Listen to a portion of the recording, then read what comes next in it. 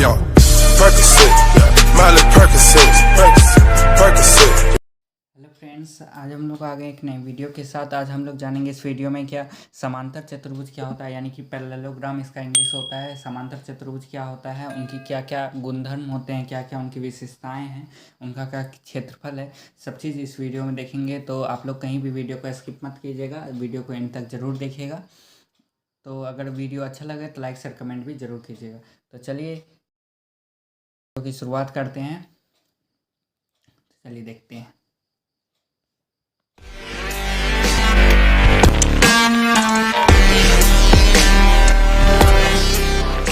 देखते हैं, ये देखिए, ये एक समांतर चतुर्भुज का एक डायग्राम हमने पहले से बना रखा है। इसका नाम दे देते हैं ए, यहाँ दे देते हैं बी, सी और ये हो जाएगा डी। ठीक है, इसका पहला गुणधर्म ये होता है क्या, समांतर चतुर्भुज की जो सम्मुख भुजा होती है वह बराबर होती है। तो सम्मुख भुजा किसे कहते हैं, यानी सम्मुख भुजा मतलब होता है आमने सामने की भुजा, यानी कि एडी का सम्मुख भुजा बीसी हो गया और एबी के सम्मुख भुजा डीसी हो गया। यानी आमने सामने की भुजा जो होता है वह बराबर, वह समांतर होती है। ठीक है, समांतर चतुर्भुज की सम्मुख भुजा बराबर एवं समांतर होती है। यानी कि हम यहाँ लिख सकते हैं A B is equal to C D और A D is equal to B C, A D is equal to B C. अब हम देखते हैं इसमें दूसरा गुणधर्म जो होता है, समांतर चतुर्भुज के सम्मुख कोण भी बराबर होते हैं। सम्मुख कोण से अर्थ हो गया ये समांतर चतुर्भुज, इसका जो सम्मुख कोण होगा ये कोण जो होगा, कोण ए जो होगा कोण सी के बराबर होगा और कोण बी जो होगा वह कोण डी के बराबर होगा। तो यहाँ लिख सकते हैं समांतर चतुर्भुज कोण ए इक्वल टू लिख सकते हैं कोण सी एंड कोण बी इक्वल टू लिख सकते हैं कोण डी। क्योंकि समांतर चतुर्भुज का आमने सामने की भुजा भी बराबर होती है, आमने सामने की भुजा भी बराबर होती है और आमने सामने के सम्मुख कोण भी बराबर होते हैं। इसका ये दो गुणधर्म हो गया। तीसरा गुणधर्म ये है कि समांतर चतुर्भुज के विकर्ण जो होते हैं वह एक दूसरे को समद्विभाजित करते हैं। तो एक दूसरे को क्या करते हैं, समद्विभाजित करते हैं। हम लोग डायग्राम पे आ जाते हैं। ये समांतर चतुर्भुज है, इसका जो विकर्ण होगा ये विकर्ण बी डी हो गया और ये विकर्ण हो गया ए सी।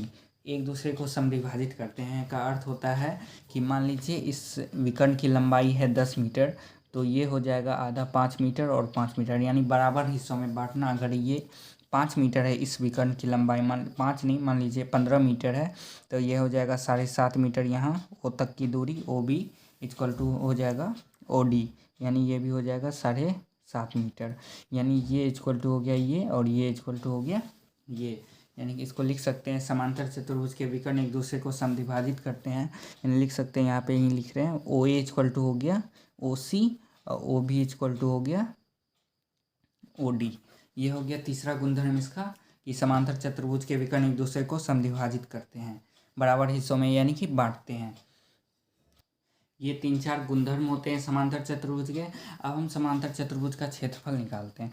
तो क्षेत्रफल निकालने के लिए चलिए फिर से एक डायग्राम यहाँ पे मैं बना रहा हूँ। ये हो गया ए बी सी और ये डी। समांतर चतुर्भुज विकर्ण का अभी यहाँ जरूरत नहीं, इसलिए मैं छोड़ रहा हूँ विकर्ण को। इसके क्षेत्रफल के लिए जो होता है, मान लेते हैं BC आधार है, BC को आधार मान लेते हैं और इस पर उसके क्षेत्रफल के लिए दो चीज़ जरूरी होता है, एक होता है आधार और एक होता है लंब। तो BC को आधार मानते हैं तो इस पर लंब डालेंगे, तो शीर्ष एज से यहाँ पे लंब डालते हैं, यहाँ AM जो हो गया इसकी ऊंचाई होगी। तो समांतर चतुर्भुज का क्षेत्रफल होता है आधार गुना ऊंचाई, आधार गुना होता है ऊंचाई, यानी कि आधार हो गया BC गुना ऊंचाई हो गया AM, BC गुना AM। तो आधार ये चारों भुजा में से कोई भी मान सकते हैं, किसी को भी आधार मान सकते हैं और इस आधार पर जो आधार मानेंगे उस पर लंब डालना है, उसी को आधार गुना ऊंचाई। मान लीजिए हम DC भुजा को आधार मानते हैं तो इस पर हम लंब डालेंगे। ठीक है, ये इस पर लंब डाले AN तो हो जाएगा, यानी कि इसका क्षेत्रफल हो जाएगा फिर DC इंटू AN, यानी आधार चारों भुजा में कोई भी मान सकते हैं, तो क्षेत्रफल निकल जाएगा आधार इंटू ऊंचाई। ठीक है, अब इस पे हम क्वेश्चन लेते हैं, आगे देखते हैं। तो इसका 4 गुणधर्म मेनली ज़्यादा याद रखना पड़ता है। यानी कि समांतर चतुर्भुज का जो सम्मुख भुजा होता है वो बराबर होता है, समांतर होता है, यानी कि AD equal to BC and AB equal to DC। समांतर चतुर्भुज सेकंड गुणधर्म हो जाएगा। समांतर चतुर्भुज के सम्मुख कोण भी बराबर होते हैं, यानी कि कोण A इक्वल टू कोण C एंड कोण B इक्वल टू कोण D। समांतर चतुर्भुज के विकर्ण एक दूसरे को समद्विभाजित करते हैं, यानी कि विकर्ण यहाँ से यहाँ और यहाँ से यहाँ जो है एक दूसरे को बराबर भागों में काटते हैं। अब क्षेत्रफल निकल गया। क्या क्षेत्रफल हो गया? आधार गुना ऊंचाई। ऊंचाई नहीं है तो आधार पे हम परपेंडिकुलर लंब डालेंगे। अब इस पे हम पहले क्वेश्चन देखते हैं। क्वेश्चन है, एक समांतर चतुर्भुज की एक भुजा जो है 28 मीटर है, दूसरी भुजा से इसकी लंब दूरी जो है 10 मीटर है, क्षेत्रफल ज्ञात करें। तो एक समांतर चतुर्भुज बना लेते हैं डायग्राम। कोई बात नहीं, थोड़ा टेढ़ा हो गया। यहाँ नाम रख लेते हैं ABCD।